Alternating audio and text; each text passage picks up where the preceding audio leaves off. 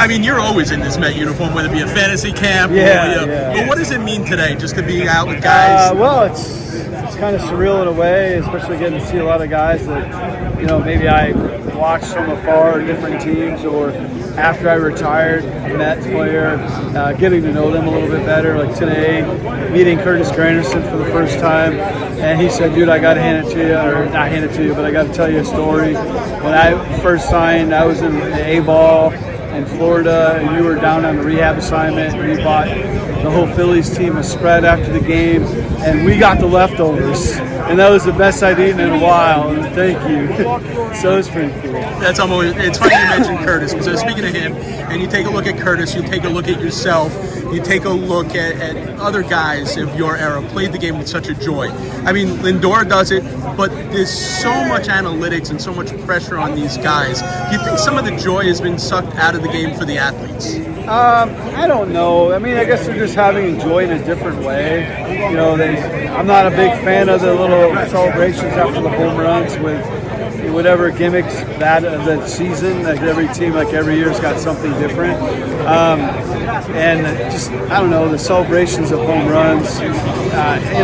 Maybe because I'm a pitcher, was a pitcher. Nobody celebrates after every strikeout unless it's a big situation. But when you hit a home run and it's a game winner, I get it. But when you hit a home run and it's 15-3, run the bases and get back in the dugout. That's funny. Wally back. The game's changed a little bit. In some senses, it's changed kind of a lot, but it's just how it's evolved to what it is today.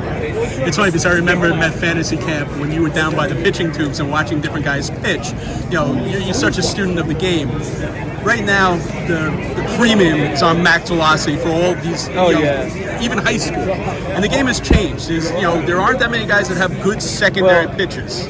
Max velocity and everything is about velo, and guys don't know how to pitch anymore. They just throw. If I threw 100 miles an hour, 100 plus miles an hour, I would guarantee you nobody would be excited or comfortable in the batter's box. And I think a lot of guys that they got to learn how to pitch, know where to put the ball.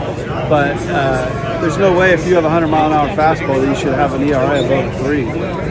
So why is it? I mean, take a look at Jake still being able to do what he does. He's got that pinpoint control. Well, he's got control. He's pitching. A lot of guys are taught to throw everything max effort, like we just talked about. So I think they need to get back to the core roots of, guys will get ahead 0-1, 0-2, and then it's nibble, nibble, nibble, walk, hit, or whatever. You got to throw it down the middle. Or nibble, nibble, 2-0. What are you going to do? You got to throw in negative pitch counts. 50 pitches, 60 pitches in the third inning, and you're looking at the bullpen again. And the bullpen guys are only going one, where you used to go 2 and 3.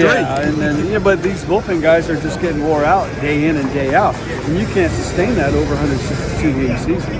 And on the flip side, I mean, you take a look at the hitters. There aren't the hitters like back in the day of Tony Gwynn or George Brett. No high average hitters anymore. It's all about launch angle, home runs.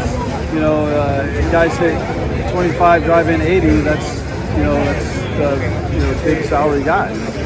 So do you think it would take one GM to change that paradigm, to go back to the guys that can hit to all fields, pitchers that can hit the black? Yeah, and there's one thing you don't see in any ballparks anymore, minor league, big league. And it used to be written on all the walls, no pepper.